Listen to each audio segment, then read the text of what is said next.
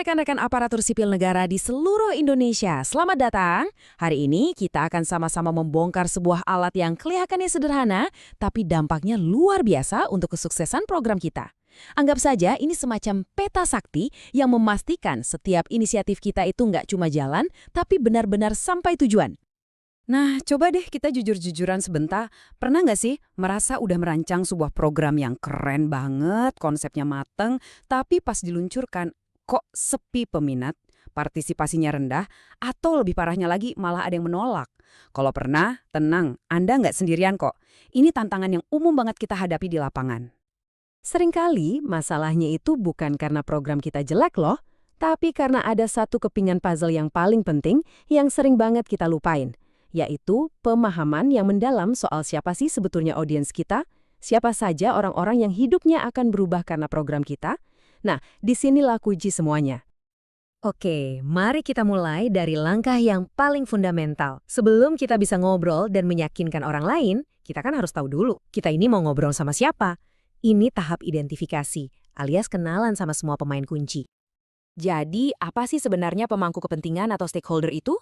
Gampangnya gini deh, mereka itu adalah semua pihak yang punya kepentingan sama program kita. Baik itu karena mereka yang bakal merasakan manfaatnya, kena dampaknya, atau bahkan mereka yang punya kuasa untuk mendukung atau malah menjegal program kita. Dari mulai ibu-ibu kader di desa, sampai para pejabat di level pusat, semuanya itu stakeholder. Nah, para stakeholder ini bisa kita kelompokkan jadi dua kubu besar. Pertama, ada yang internal, yaitu mereka yang ada di dalam lingkaran birokrasi kita. Contohnya atasan kita, rekan-rekan dari kementerian lain, atau bahkan tim kita sendiri. Terus yang kedua, ada eksternal. Ini semua yang di luar sana. Masyarakat umum, media, LSM, tokoh adat, sampai perusahaan swasta. Dua-duanya ini sama pentingnya loh. Baik, katakanlah kita sudah punya daftar namanya. Apakah tugas kita selesai? Oh, tentu tidak. Justru disinilah bagian serunya dimulai. Sekarang waktunya kita membedah mereka. Kita perlu jadi semacam detektif untuk tahu bukan cuma siapa nama mereka, tapi apa sih yang bikin mereka bergerak, apa yang mereka takutkan, dan kira-kira gimana reaksi mereka nanti? Untuk membedah mereka, ada 3 kacamata super yang bisa kita pakai. Pertama, kacamata demografis. Ini buat tahu siapa mereka secara data. Umur, lokasi, pekerjaan. Kedua, kacamata psikografis. Ini buat ngintip kenapa mereka begitu. Apa sih nilai-nilai dan keyakinan mereka? Dan yang ketiga, behavioris. Ini untuk melihat bagaimana perilaku mereka selama ini terkait isu program kita. Kalau tiga-tiganya kita gabungkan, wah, gambaran mereka jadi utuh banget.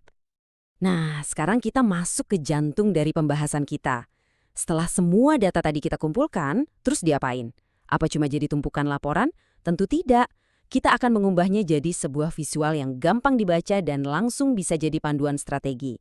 Inilah dia, peta kekuatan dan kepentingan. Lihat, ini dia matriksnya. Kelihatannya sederhana ya, cuma 4 kotak. Tapi jangan salah, ini alat yang sangat powerful. Coba bayangkan, sumbu yang tegak ke atas itu mengukur power atau pengaruh. Seberapa besar sih kekuatan mereka untuk mengubah nasib program kita? Terus, sumbu yang mendatar itu mengukur interest atau kepentingan. Seberapa peduli sih mereka sama program kita? Nah, tugas kita simpel, tempatkan setiap stakeholder yang udah kita data tadi ke salah satu dari 4 kotak ini. Tujuannya apa? Supaya energi kita fokus, nggak habis buat meladeni semua orang dengan cara yang sama. Peta ini bukan buat dipajang di dinding ya. Peta ini adalah kompas kita untuk bertindak. Tiap kotak di dalamnya itu butuh perlakuan yang beda-beda. Salah strategi bisa fatal akibatnya. Yuk kita bedah satu persatu. Kita mulai dari kotak kanan atas. Ini adalah VIP-nya program kita. Mereka punya power besar dan mereka juga sangat peduli. Kalau program kita soal stunting, mungkin ini adalah Pak Bupati atau Kepala Dinas Kesehatan. Strateginya, jangan cuma lapor. Libatkan mereka secara penuh, ajak diskusi, jadikan mereka mitra strategis. Komunikasi harus intensif dan dua arah. Pokoknya mereka ini prioritas nomor 1 kita. Lanjut ke kotak kiri atas. Nah, orang-orang di sini itu punya power besar juga, tapi mungkin nggak begitu peduli sama detail program kita. Contohnya, mungkin kementerian lain yang kebijakannya bersinggungan. Mereka ini ibarat raja, yang kalau nggak diganggu, ya nggak akan mengganggu. Tugas kita adalah bikin mereka tetap happy, kasih mereka ringkasan eksekutif, bukan laporan tebal. Pastikan program kita nggak bikin masalah buat mereka. Cukup itu saja. Sekarang kita turun ke kotak kanan bawah. Wah, ini dia pasukan kita di lapangan. Mereka ini semangat banget, sangat peduli, misalnya para kader posyandu atau komunitas lokal. Mungkin power mereka nggak sebesar pejabat, tapi jangan remehkan. Mereka bisa jadi pendukung paling setia atau sebaliknya, penentang paling vokal kalau merasa diabaikan. Jadi, strateginya adalah terus kasih mereka informasi, buat mereka merasa jadi bagian penting dari program ini. Dan yang terakhir, kotak kiri bawah. Kelompok ini, ya powernya nggak besar, minatnya juga nggak ada. Mungkin ini masyarakat umum yang belum tersentuh langsung. Untuk mereka, kita nggak perlu buang-buang energi. Cukup kita pantau dari jauh. Kita awasi saja, siapa tahu suatu saat posisi mereka bergeser ke kotak lain. Efisiensi itu kunci.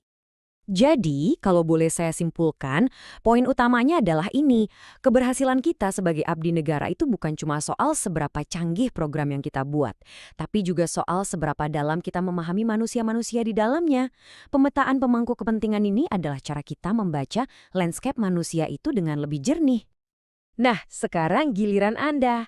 Coba sekarang pikirkan satu saja program yang sedang Anda kerjakan. Ambil secari kertas, nggak perlu bagus-bagus, gambar 4 kotak tadi, dan mulailah memetakan siapa kira-kira yang akan Anda taruh di kotak kelola secara dekat. Memulai dari langkah sederhana ini, saya jamin bisa mengubah total hasil akhir program Anda. Selamat mencoba!